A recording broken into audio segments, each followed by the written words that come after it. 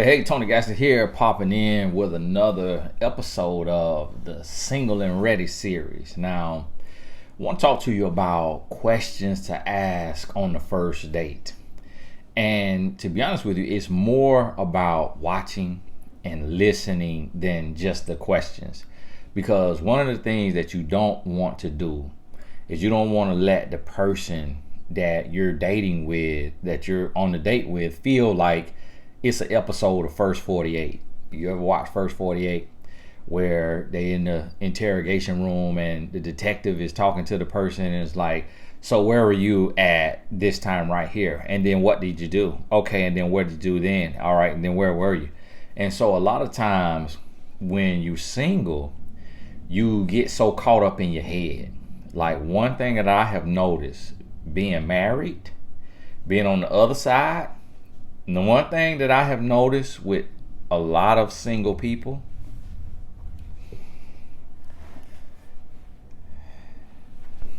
now I'm gonna try to tiptoe around this. I'm gonna try to be a little easy with you. But one thing I've noticed with a lot of single people is that some of y'all is crazy. Now, I ain't wanna say that, but I have to be honest with you. And a lot of times I'm sitting there and I'm scratching my head and I'm like, Lord. But see, listen to me. If you don't have kids or if you don't have a social life, the human brain was not meant to be alone, just alone. Like you got to get on meetup.com, join some groups, get out there. When I tell y'all the stuff that I have to deal with from single women, I have not experienced it as single men. Single men is not towards me. Single men is in their own life, just like all over the place, just like all in their head, just super over analyzing things, just like changing gears all the time, just like up and down emotionally. And I'd be the same way as a married man, but I'm talking to my wife. So you got to realize, like, when you're single, you have to be even more intentional about your mental health, because what will happen is you spend so much time in your mind and you create this world and you paint this picture and it does not exist. And so you go on this date and you spent so much time that you're just like, so do you drink? Do you smoke? Do you live with your mom? Do you have a car? Do you have a job? Do you have 401k? Like, what is your credit score like? Do you have a house? Do you rent? Do you have like an investment portfolio? Do you do music? Are you into crypto? Do you gamble? Okay. I got one more for you. And this right here is going to make you or break you. Do you watch porn? And it's like there are at least 1 million single people who have went on a date and did that. That's the female version. The male version. So what makes you different from everybody else? So let me ask you this. That outfit you got on, what inspired it? Who you follow online? Do you watch Atlanta Housewives? Let me ask you this. You listen to them relationship coaches on YouTube? I'm going to tell you this. It's only one of them out there that I approve of. You already know his name, don't you? Who you listen to? See, I need to go and get up. Tony Gasson. So let me ask you this. We get together. You going to be willing to stop listening to that nonsense? Because you know he's just using you for money. He be asking for a donation every video, don't he? He got a cash up flashing on the screen, don't he? Oh, he don't? Oh, never mind. Anyways, like I was saying. So what are you gonna bring to the table other than a fork and an appetite? Because we gonna have on this right here tonight, ain't we? And that's the male version of it. You see what I'm saying? And this is what a lot of singles will get into, a version of that. It ain't, of course, this a enactment. Okay, that's not exact. All right, for those of y'all who don't know how to read between the lines and you take everything so literal, of course. Because some of y'all over there, you patting yourself on the back. Oh, I ain't asked that question. Nah, I asked all the rest of them, but that one he said, I ain't asked it, so he ain't talking to me. He ain't talking to me. Because it was like one or two of them questions in there that he said that I do not ask. But now the rest of them, yeah. But you see what I'm saying? You got to be able to read between the lines of what I'm saying. You don't want to make it feel like an interrogation. But you listening for everything. You listening to see. Like, and so the conversation has to flow naturally. So yeah, what made you choose this place? Or if you the one who picked it, it's the opposite. So the reason why I love this place is just like so amazing. They have like this bread pudding that is like, and so yeah. So how long have you been living here? Oh, okay, awesome. So what brought you here? Like, what brought your family here? And you see like that, just easy. Oh, okay, awesome. So like right now, what are you doing for work? And it's voice inflection. It's the tone. It's not. So what kind of job do you have? What do you do for work? It's okay. So right now, like, what are you doing for work? Like, what are you into? Oh, okay, awesome. So outside of work, like, what is it that you like to do? Like at night. Tell me about a random night. What you doing? You see what I'm saying? Just cool, calm. That lets you know. So now the person may say, well, every night I have to hit me like 3 glasses of wine because like stress is so workful. So it's like now, oh, okay. So this is the thing. When you hear something, it ain't like you're not reacting to it right then because you don't want to make it too tense. You're like, what? 3 glasses? Wow. 1 glass have me tipsy. You could drink 3? Or they might say something like, well, for me, I try not to get on that P test, but I got to hit my old blunt. Like, just gotta smoke me a little, just calm down. Do you smoke? Not really. Like, you don't have to tell all your business. And because you don't want to you don't want to tip the person off and let them know that you judging them. And see, some singles make the mistake of trying to paint this holier than thou picture to where you give your hand away. So now, because you come in and you talking too much and you already done let the person know how many degrees you got, you don't drink, you don't smoke, you don't curse, you don't do this, you don't do that, you don't do that, instead of just having a normal conversation. So now you talking so much that you done said everything you don't do, and everything you don't do is everything that they do. But if all they want to do is sleep with you or get close to you for some connections because how you connected in the city or the job that you have, if you do the hiring and firing and HR, like, you don't know what the person know about you from Facebook, from Google. You don't know what their motives are.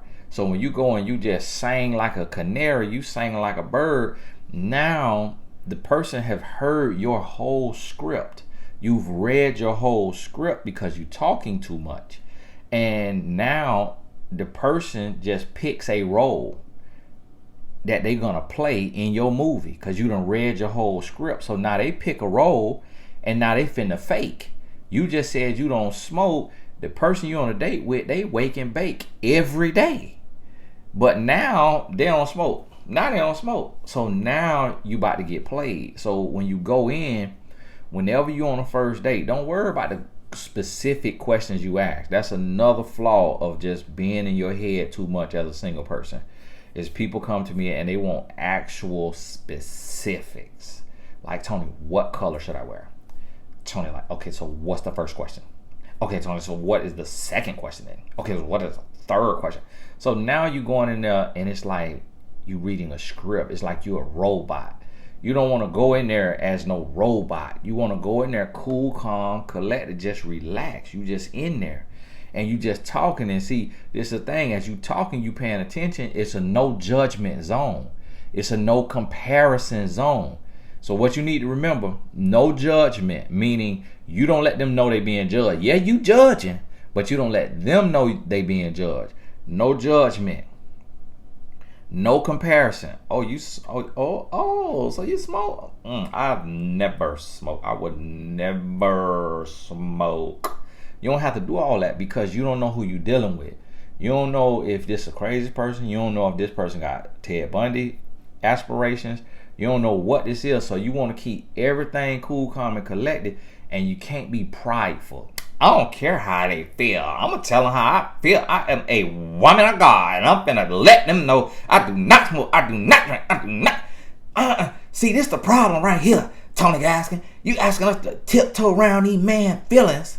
Listen, every day a woman getting killed by a crazy man because she did not pay attention. She did not listen. She did not recognize the signs because she ain't had no video like this. She ain't had no daddy give her this game. She ain't had nobody tell her about the nature of man.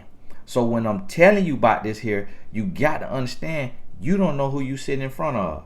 So, and this is one of the things that will help you is do not argue. Do not debate. If the person ain't right for you, you get away from them. Then you let them know on a text message that this not gonna work, or a phone call if you feel so inclined. But you don't even owe them that. But what they do not need to do on the first date is do not get picked up. I know you want to feel prissy and all that, but if after this date you're gonna be done, you do not want the person to know where you live at. Do not get picked up. Do not get followed. So make sure you pull in, you park somewhere, you get out, and you go meet at the restaurant. Then when you leave, don't even get walked to your car. I'm a woman. I don't want to be walking on. You ought to be in a public place that got lights. You go into the parking garage, and then you able to. No. You don't have to walk me to my car. No, absolutely. You don't have to walk me to my car. No, I'm grown. I'm totally fine. You don't have to walk me to my car. The reason being, you don't know this person. You don't know this person's intentions. You have to be extremely careful because now they see the color of your car. They see what your car look like. So now, once you know a car, if you ready to break up, especially if you ready to break, if you like, nah, this ain't gonna work. Do not get walked to your car. Because now, when they see you in traffic, they could follow you at any day. It could be 3 months from now, and they see your car in traffic at the red light. Whoop, get behind you, follow you to your house. You see what I'm saying? You have to think about these things, but you don't show your hand. You don't let the right hand know what the left hand doing. So you got to move wisely out here in this world because we live in a wicked world and we weaker and wiser, meaning that we more vicious and we more nasty and it's a lot more going on.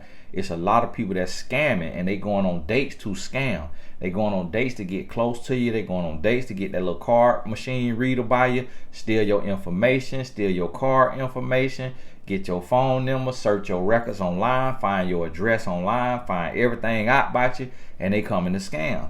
You don't know. So you have to just be mindful of how much you tell, how much you show. And what you want to do is on this here date, you want to pretend you Oprah and you getting a expose for the world to hear. So you are talking to the person like he or she is the most interesting person in the world. So really, oh wow, so man, so how did that come about? Okay. And then what happened? What? You lying. You always got to hit them with the, you lying. You are kidding me. Stop lying. Stop playing. This what get them more open. Get the person more, oh, what? This what get them more open. Now, they talking. Now you hear everything. Now they over there, they comfortable. So now you get to see them true colors. If they curse like a sailor, it's finna come. If they drink like a fish, it's finna come. If they smoke like a chimney, it's finna come. If they into the nasty movies, it's finna come. Because they cool, calm, and collected because you listening. And see, listening is humility. This ain't about playing a game. This about using intelligence. This about using wisdom. So you seeking to understand, by listening. You asking questions you want to know about them. And then guess what? When they ask you about you, you answer the questions. You ain't saying, I don't know. You answer the question, but you just don't overshare. You don't overshare. You don't say, yeah, I live on 123 Back Street Avenue. No. Yeah, I live over there on the east side. Yeah. Well, my parents, they from like 30 minutes away. So, that's where I was born at. And we come over here when I was like 8 years old. And just kind of, been here and just made it home. So now you answering, but you're not saying, do you know such and such neighborhood? Okay. So you know the big house on the corner?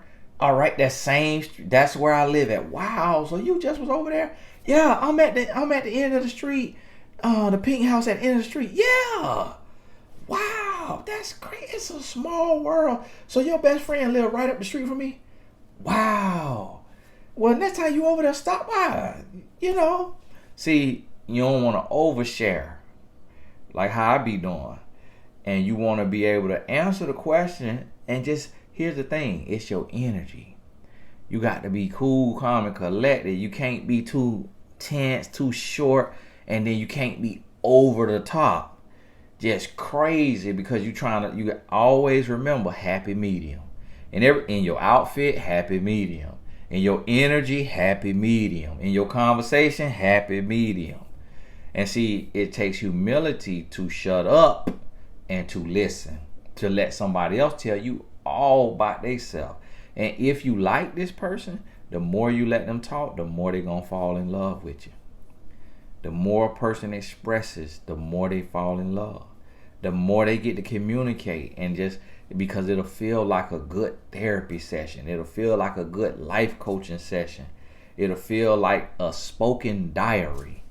And so not many people get that, because everybody's so selfish. So they used to being over talked. They used to somebody telling them all their business and not asking them, how are you doing?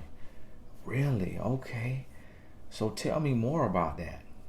And how does that make you feel? See, they not used to that. So on this here first date, what you listening for, and everything may not come out. But if they don't rub you the wrong way, then okay, that warrants a second date. You listening to see, do they live at home with their parents? Do they live with a roommate? You listening to see, do they get drunk? Do they club? Do they smoke? You listening to see, do they have children? You listening to see, when was their last relationship? How long did it last? And so your questioning it's not drilling. It's just, oh, really? Wow. So how long have you been single? Because I know single life, I know it's been up and down for me. It's like, it's a lot of crazy people out here. And so now they tell you, well, I've been single for 6 months. Okay. And now all right, you might got a little more healing to do. But you ain't got to dive deep enough, like a real life coaching session, but you just take note. You see they done ordered one drink. Okay, if you drink socially, it's fine to order you one drink. But see, with your one drink, you just sip slow. You let that drink get you through the whole meal. And you see if they do the same thing. They get a second drink. Okay, all right. Okay. It's not the end of the world. If it's real fruity and it's not that strong, and ain't a third drink. Okay, it's gonna be the last date. So yeah, okay. So you keep on talking, but now you into. And now they get I'll be right back. I need a little smoke break. I'm gonna get my little smoke break because it's like it's stuffy in here and EP. I'm smelling all this cologne. I gotta get my little smoke break. Okay, now you don't smoke. All right, you done took a little note. Or they come in there, yeah, you gotta forgive me. I'm a little high. Cause they think, oh, it's legal, it's all normal. They use, oh, okay, you crazy. You don't say, what? You got high before the date?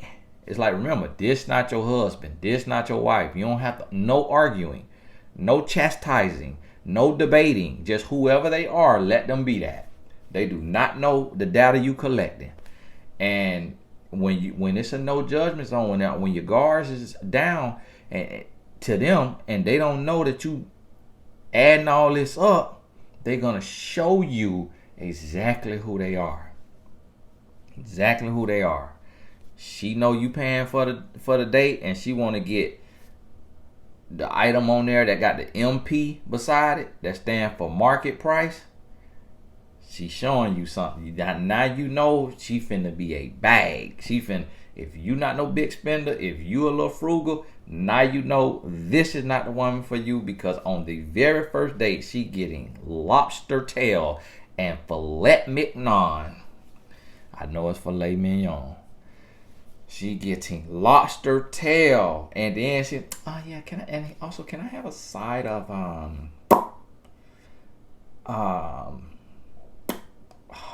it's escaping me right now.